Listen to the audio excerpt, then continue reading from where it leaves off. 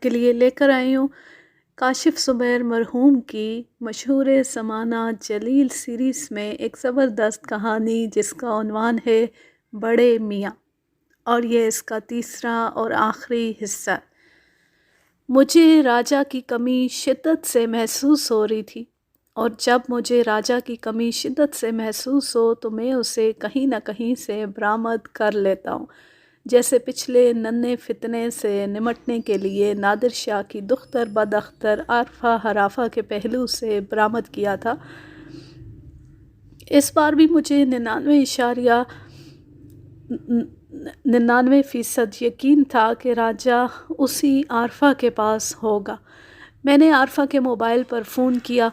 اس نے میری آواز سنتی گالیاں دینا شروع کر دی۔ یہ زنانہ لغت کی سلیس گالیاں نہیں تھیں، بلکہ انتہائی خاص پولیس نصاب پر مبنی گالیاں تھیں۔ آخر بات کیا ہے ہرافہ؟ تم راجا کو میرے خلاف ورغلاتے ہو؟ میں راجا کو صرف سچ بتاتا ہوں، اگر وہ خود سمجھ جاتا ہے تو اس میں میرا کیا قصور؟ اب ذرا اسے فون دو۔ راجا وہ اس وقت؟ اچھا میں دیتی ہوں۔ اس نے خلاف توقع مان لیا۔ ذرا ہی دیر بعد راجا فون پر موجود تھا۔ اس کی آواز سے لگ رہا تھا کہ اس نے کوئی بہت پرمشقت کام کیا ہے۔ کیا بات ہے؟ وہ ناراض لگ رہا تھا۔ کیا ہوا؟ نادر شاہ کو پتہ چل گیا تھا کہ تو نے ننھے فتنے والے معاملے میں میری مدد کی تھی؟ ابے نہیں، اس نے بوکھلا کر کہا۔ یہ بتا کہ فون کیوں کیا ہے؟ میں بالکل بھی فارغ نہیں ہوں۔ میں جانتا ہوں تیری مصروفیات، اسے کچھ دیر کے لیے چھوڑ دیا کر۔ میں تو کمبل کو چھوڑتا ہوں لیکن کمبل… راجا جملہ ادھورا چھوڑ کر چلایا۔ غالباً عارفہ نے اس کے ساتھ وہی سلوک کیا تھا جو اس کا باپ تھانے میں آنے والے فریادیوں سے کرتا تھا۔ راجا اب بھی وقت ہے، اس جونک سے جان چھڑا لے ورنہ وہ تیرا سارا خون پی جائے گی۔ یار ایسی باتیں نہ کر، بھگتنا مجھے پڑتا ہے۔ راجا میرے یار، بس ایک بار اور میری مدد کر دے، اس کے بعد تو شاید کسی قابل ہی نہ رہے سوائے قربانی کے۔ میری سچ بیانی کا راجا نے برا مانا تھا، اس کا اندازہ مجھے اس نظم سے ہوا جو اس نے میری شان میں کہی تھی۔ خاصی مادر پدر آزاد قسم کی نظم تھی۔ میں نے اسے ڈانٹا۔ ابے میں موبائل پر بات کر رہا ہوں، تو آ رہا ہے نا؟ ہرگز نہیں، میں صرف تیرے جنازے میں آنا پسند کروں گا، بشرط یہ کہ تو اپنے جلاد باپ سے بچ گیا۔ اگر تو 1 گھنٹے میں کیفے ڈی فونس میں نہ پہنچا تو میں تیرے باپ کے پاس چلا جاؤں گا۔ اس بار راجا نے نسبتاً مختصر لیکن زیادہ بامحاورہ اور زیادہ آزاد نظم کہی تھی، لیکن اس کے آخر میں مرے ہوئے انداز میں کہا، اچھا آ جاؤں گا۔ راجا 1 کے بجائے 2 گھنٹے میں آیا تھا۔ مجھے فتو کے ڈیک کی بھیانک آواز برداشت کرنی پڑی تھی، اور آج چائے کا معیار بھی ایسا تھا جیسے ڈیزل میں پتی ابال کر چونے کے ساتھ پکائی گئی ہو۔ بسکٹ کھانے سے میں نے انکار کر دیا تھا۔ پچھلی بار کا تجربہ مجھے یاد تھا۔ راجا اس بار پیدل آیا اور اس کا سن گلاس بھی غائب تھا۔ تیری بائیک کہاں گئی؟ وہ تو بیچ دی، عارفہ کے نام پر تھی۔ تو آہستہ آہستہ اپنی اوقات پر واپس آ رہا ہے۔ اس سے پہلے کہ بالکل پہلی والی اوقات پر آ جائے، عارفہ سے کچھ مال بھی کھینچ لے۔ ایک بار ان عورتوں کے پاس کچھ چلا جائے تو واپس کہاں ملتا ہے۔ خیر چھوڑ، یہ بتا کہ اب تجھ پر کیا آفت آ پڑی ہے۔ میں نے اسے مرزا کے بارے میں بتایا تو وہ چلانے لگا، وہ مردود حرام الدہر اولاد خنزیر، اسے تو قتل ہو جانا چاہیے۔ کچھ لوگ اس کام کے لیے کوشاں ہیں، لیکن تو مرزا کے نام پر اتنا بھڑک کیوں رہا ہے؟ تجھے نہیں پتہ اس نے 2 سال پہلے میرے ساتھ کیا کیا تھا؟ اب اتنی پرانی بات بھول جا، مٹی ڈال۔ مٹی میں مرزا پر ڈالوں گا، اسے کسی قبر میں زندہ دفن کر کے۔ تیرا غصہ برحق ہے اور مرزا واقعی واجب القتل ہے، لیکن کیا تو فی الوقت اپنا ارادہ ملتوی نہیں کر سکتا جب تک جمی کی کوٹھی نہیں بک جاتی؟ جمی جیسے خسیس سے تجھے کچھ نہیں ملے گا۔ تو نے صحیح کہا، لیکن امید بہار میں آدمی پیوستہ شجر رہتا ہی ہے۔ اب بتا کہ تو میرا ساتھ دے گا یا نہیں؟ مجھے کیا ملے گا؟ اس نے پکے کاروباری انداز میں کہا تو میں بھننا گیا۔ عارفہ سے تجھے کیا مل رہا ہے؟ راجا ہنسا۔ جو مل رہا ہے وہ بتانے کا نہیں ہے۔ چل، میں تجھے بھی جمی سے ملنے والے معاوضے کا 1/4 دوں گا، حالانکہ تیرا کام معمولی سا ہے۔ کام کیا ہے؟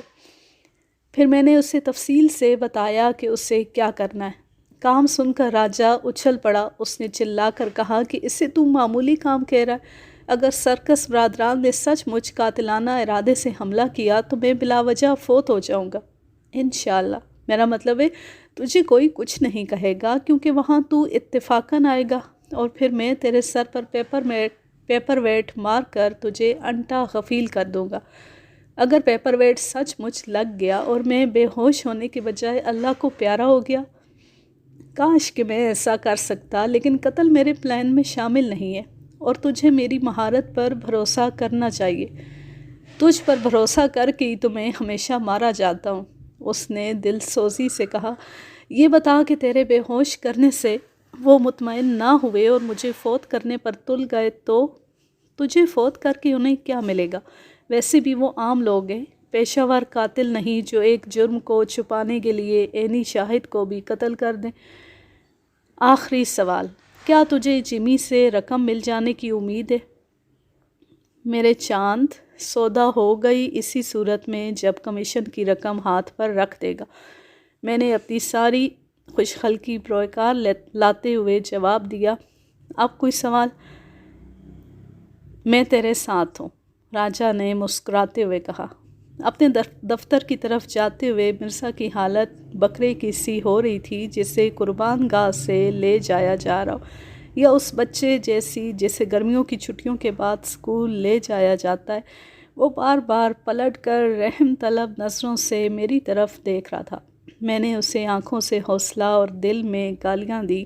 مرزا پیٹ بھر کر بزدل تھا اور اپنے آباء و اجداد کا نام بدنام کر رہا تھا۔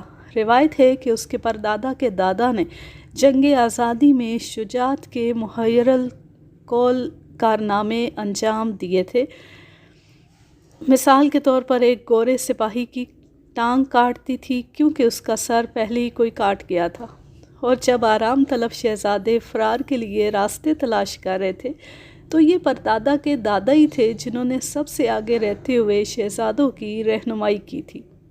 یار جلیل، کچھ ہوگا تو نہیں؟ مرزا نے کوئی 10ویں بار راستے میں رک کر مجھ سے دریافت کیا۔ زیادہ سے زیادہ تیرا انتقال ہوگا، میں اسے ہر بار تسلی دیتا، اور ایک نہ ایک دن تو نے مر ہی جانا ہے، لیکن میں ایسے جرم کی سزا میں نہیں مرنا چاہتا جو میں نے نہ کیا ہو۔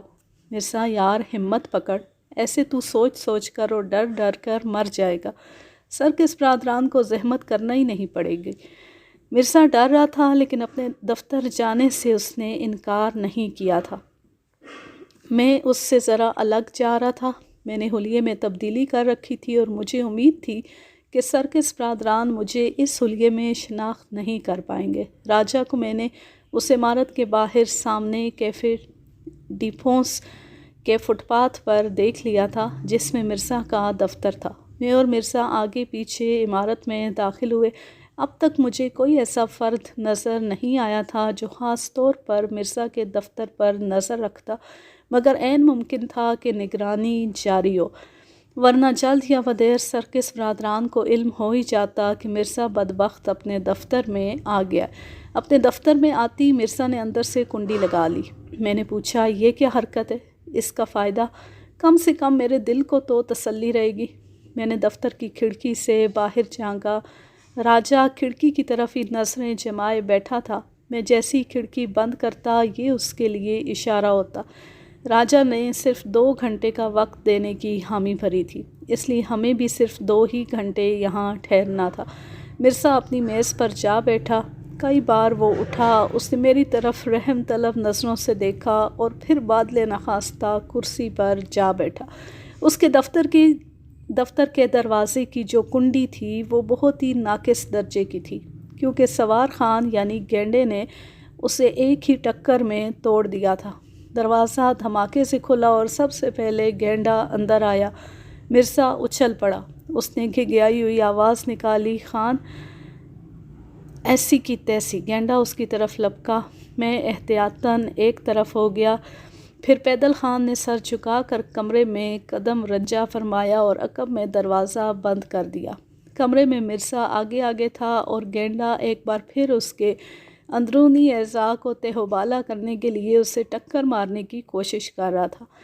میں آہستہ آہستہ کھڑکی کی طرف کھسکنے لگا۔ گینڈے کے منہ سے جو نکل رہا تھا اسے ناقابل بیان سمجھا جائے، اور وہ مرزا کو بتا رہا تھا کہ وہ اس کے ساتھ وہ کرے گا جو سکندر اعظم نے پورس کے ساتھ نہیں کیا تھا۔ میں نے بے ساختہ پوچھا، کیا نہیں کیا تھا؟ گینڈے نے غرا کر کہا، اس نے شادی تک نہیں کی تھی۔ میں نے غیر محسوس انداز میں کھڑکی بند کر دی۔